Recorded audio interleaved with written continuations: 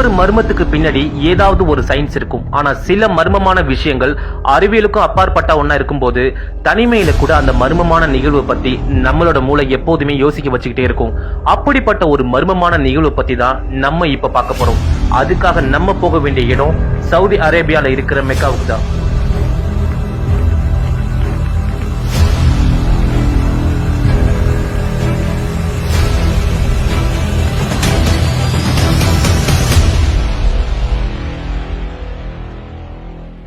உலகத்துல உள்ள ஒவ்வொரு முஸ்லிம் மக்களோட அதிகபட்ச கனவு மெக்காவில இருக்கிற காபான்னு சொல்லப்படுற இந்த பள்ளிவாசலுக்கு புனித ஹஜ் பயணம் வர்றதுதான். ஒவ்வொரு நாளும் இந்த காபா பள்ளிவாசலுக்கு ஆயிரக்கணக்கில் முஸ்லிம்ஸ் மக்கள் வந்துட்டு தான் இருக்காங்க. குறிப்பா ரம்ஜான் பெஸ்டிவல் வர அந்த மாசத்துல மட்டும் 20 லட்சத்துக்கும் அதிகமான மக்கள் இந்த இடத்துக்கு வராங்க. அப்படி என்னதான் இந்த காபா பள்ளிவாசல்ல இருக்கு?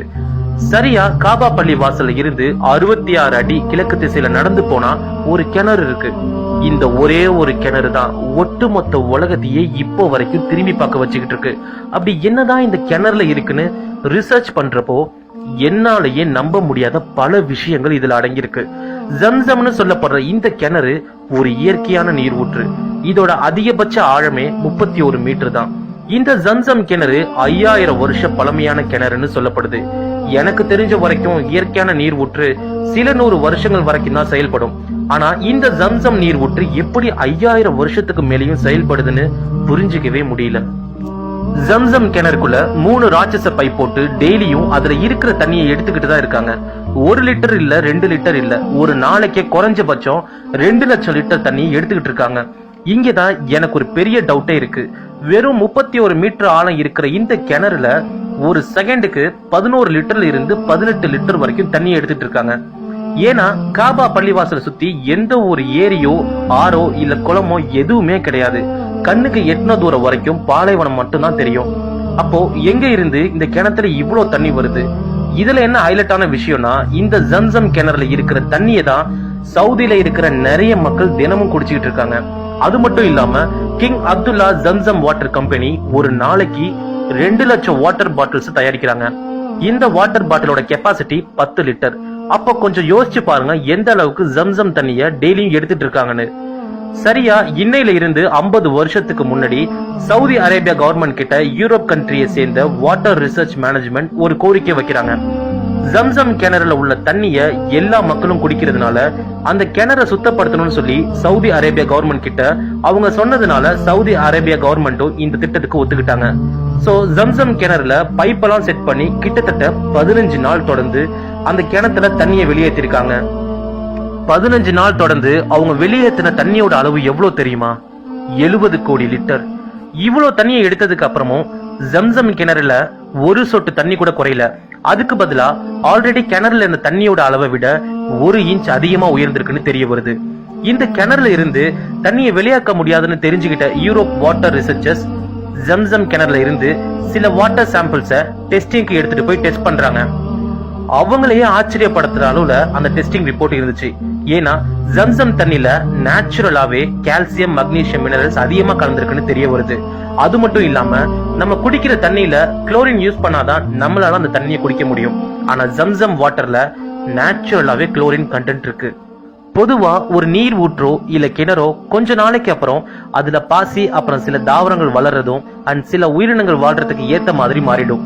ஆனா ஜம்சம் கிணறுல இதுவரைக்கும் எந்த ஒரு தாவரமோ உயிரினமோ எதுவுமே வளரல. இயற்கையாவே இந்த கிணறு அந்த தண்ணியை ப்ரொடெக்ட் பண்ணிட்டு இருக்கு. உலகத்திலேயே ஜம்சம் தண்ணி தான் குடிக்கிறதுக்கு ஏத்த ஹை குவாலிட்டி வாட்டர்னு ரிப்போர்ட் சொல்லுது. இந்த தண்ணியை குடிக்கும் போது ஆட்டோமேட்டிக்கா நம்மளோட பாடியில ஒரு புத்துணர்ச்சி ஏற்படுது. அது மட்டும் இல்லாம இந்த தண்ணியை நீங்க பாட்டில ஸ்டோர் பண்ணி எவ்வளவு நாள் வேணாலும் ஏன் வருஷ கணக்குல வச்சிருந்தாலும் கூட இந்த தண்ணியோட குவாலிட்டி அண்ட் பியூரிட்டி 1% கூட மாறாம அப்படியே இருக்கு. இப்படி எல்லா விஷயங்களும் நடக்கிற இந்த ஜம்சம் கிணறு பாலைவனத்துக்கு நடுவுல இருக்கிற வெறும் 31 மீட்டர் ஆழம் உள்ள ஒரு கிணறுன்னு நினைக்கிறப்ப நம்பவே முடியல. இந்த ஜம்சம் கிணறு எப்படி இவ்வளவு மர்மமான விஷயத்த 5000 வருஷமா தனக்குள்ள அடக்கி வச்சிருக்குன்னு புரியல.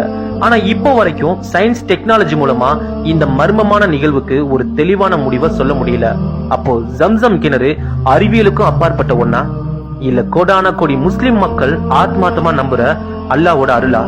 இப்படி கேள்வி மேல கேள்வி கேட்க வைக்கிற அளவுக்கு இருக்கு இந்த ஜம்சம் கிணறு.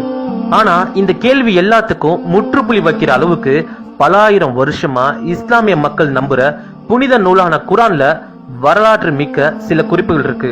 இந்த குறிப்புகள் படி 5000 வருஷத்துக்கு முன்னாடி இப்போ மெக்கான்னு சொல்லப்படுற அந்த இடத்துல ஒரு புல் பூண்டு செடி கூட இல்லாம சுத்தியும் பாலைவனமா தான் இருந்துச்சு.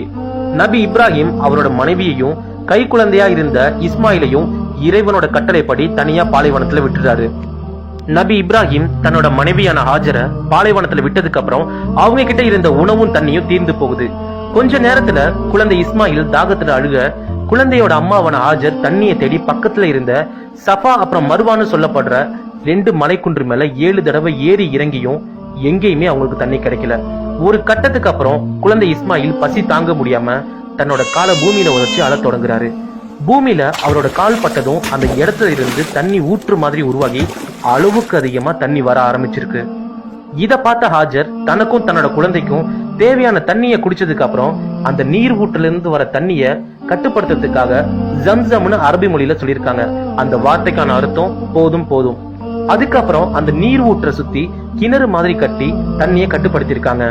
ஹாஜர் ஜம்சம் தண்ணியை கட்டுப்படுத்தலனா மறுநாள் அந்த நீர் ஊற்று உலகம் ஃபுல்லா பரவி தண்ணியால இந்த உலகம் நிரப்பப்பட்டிருக்குன்னு சில குறிப்புகளை சொல்லப்பட்டிருக்கு. இந்த நிகழ்வுக்கு அப்புறம் இப்ப வரைக்கும் ஜம்சம் தண்ணியோட அளவு அந்த கிணத்துல குறையவே இல்லை. இந்த வீடியோ பாக்குற இதே நேரத்துல கூட ஜம்சம் தண்ணி எடுக்கிறது மட்டும் இல்லாம உலகத்துல உள்ள ஏதாவது ஒரு நபர் இப்ப ஜம்சம் தண்ணியை குடிச்சிட்டு தான் இருக்காங்க. நான் இஸ்லாம் மதத்தை சேர்ந்தவன் இல்ல, ஆனா இந்த விஷயங்களை பத்தி கேள்விப்படும் போது இன்னும் அதிகமான இஸ்லாம் சம்பந்தப்பட்ட விஷயங்களை தெரிஞ்சுக்க ஆர்வமா இருக்கு. எது எப்படி இருந்தாலும் இந்த ஜம்சம் கிணறு இப்ப வரைக்கும் புரியாத புதிராவே இருக்கு. இந்த ஜம்சம் கிணறை பத்தி நீங்க என்ன நினைக்கிறீங்கன்னு கமெண்ட் பாக்ஸ்ல கமெண்ட் பண்ணுங்க.